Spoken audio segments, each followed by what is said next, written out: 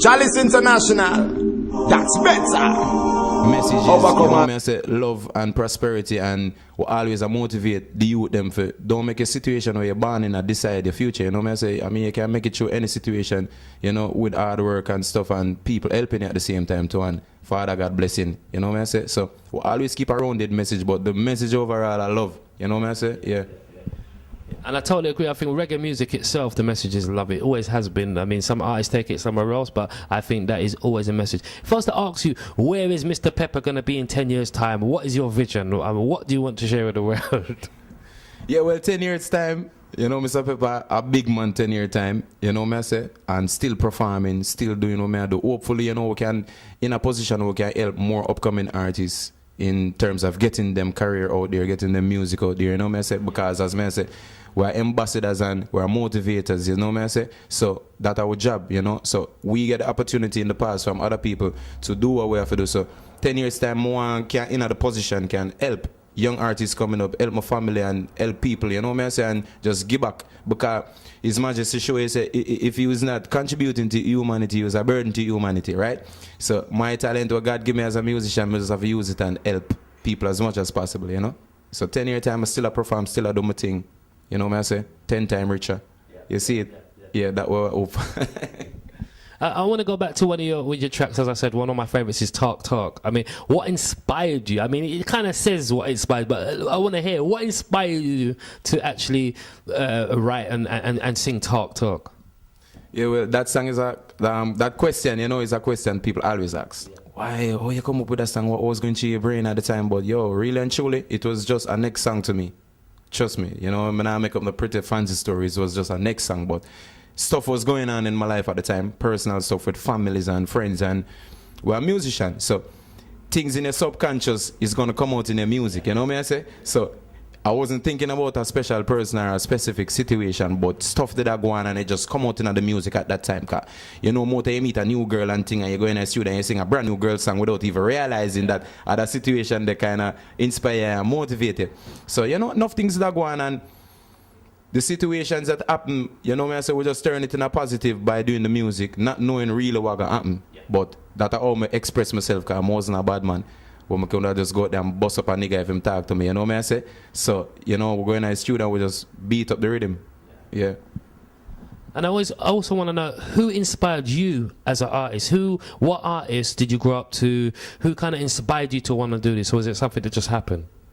Well, born in a musical family, mother and brothers and thing, you know what I said? The music was always around, but we still was born in a situation where music was the only thing, because there was nothing else for me. There was no TV, you know, there was no games and, you know, video games and all them stuff there and toys. So, you know, we have to make the time pass by reading a lot and listening to music. So, you know, we usually listen to a lot of all-time artists like Shabba Ranks, Ninja Man, you know what I say, and Lieutenant Stitch and Papa San and those Admiral Bailey. Them artists, was the artists, the 80s artists, because I'm born in the 80s, you know, so all of them 80s artists are coming up, you know what I say, when dancehall wasn't the beat that we're hearing right now. Yeah, dancehall was more of a rubber up style, you know, so yeah, Yellow Man, my dad usually tell me that when I was a kid, he usually take me to see my grandfather, and I usually jump up and down all over the bed singing Yellow Man song, you know what I say, because them time I like 3-year-old, you know, so them man they really inspire me. And then you have singer like Sanchez, Luciana, you know what I say, them man they come along, and my always like Frankie Paul, you know, them kind of singer there, and Cocotte and all these people. So it's a whole range of musicians inspire me, because I never really had no choice more than listening music, you know.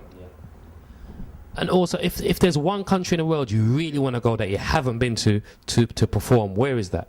Africa. Africa. Yeah. Anywhere particular in Africa?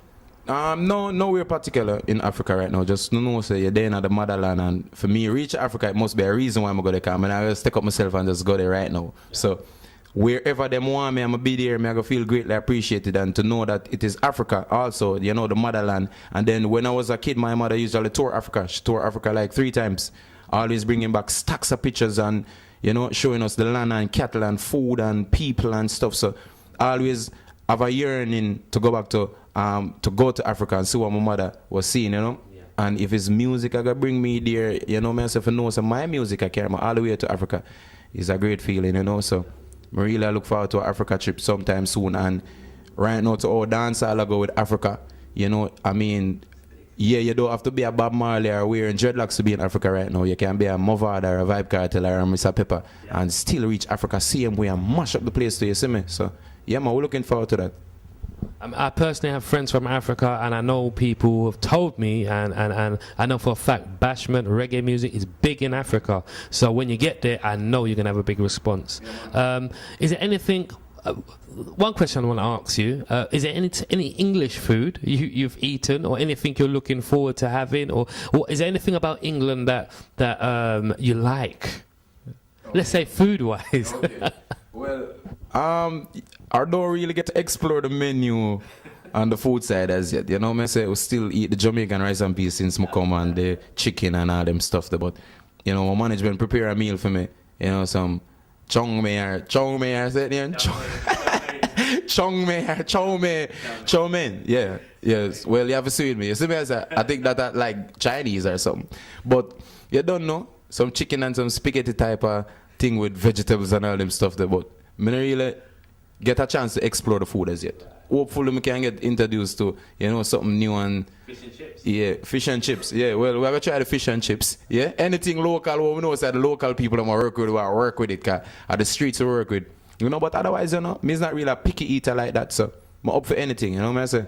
Yeah, and you don't know more of the London Bridge, and cause you know, so that is a thing that we grow up and hear about England. Yeah. You know, London Bridge is falling down and all them things, but you don't know.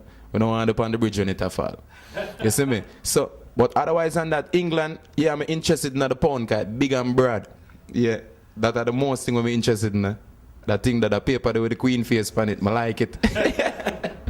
I gotta say, the pound is very broad. And also, I mean, like, what have you got to say? I mean, I know there's a lot of fans in the UK that can't wait to see you get on that stage. Is there any message you want to give them before you get there? Is there anything you want to say before you get there? Anything? Yeah, well, we just want them to know, say, yo, it's a pleasure to be here. And from the fans, them come out, them for just expect, you know, a different style. Mr. Peppa is not like no regular artist, you know, who might be in the dance hall or who might look hip and thing and ray, but when we open out and deliver music is a different thing, you know what I say? So the fans them can always expect to come out, enjoy the show, nice crispy delivery, you know what I say? Nice image on the stage show where the girl them can look on and say, yeah, we feel good, you know? So you don't know it already. And then at the end of the day, you know, we want the people them walk away feeling motivated and feeling fulfilled, you know what I say? So, because you know, so this is England and they don't get reggae artists or dancehall artists every day and they don't see them as they want, you know what I say? So, from you out there and you see Mr. Peppa go perform, just come out because it's going to be nothing like what you ever see before, you understand? So, that we have to tell the fans them. Well, Mr. Peppa, I mean, what can I say? Do you want to give the fans a little flavour of something you're going to do or you've done? And for those people who don't know who Mr. Peppa is, you're going to hear something now. Yeah, well, can't get a crazy whole heap of new tune, but like how with the safari in England, you know me say Mr. Peppa come from safari with so much struggles. Well, I give you a thing named The Journey.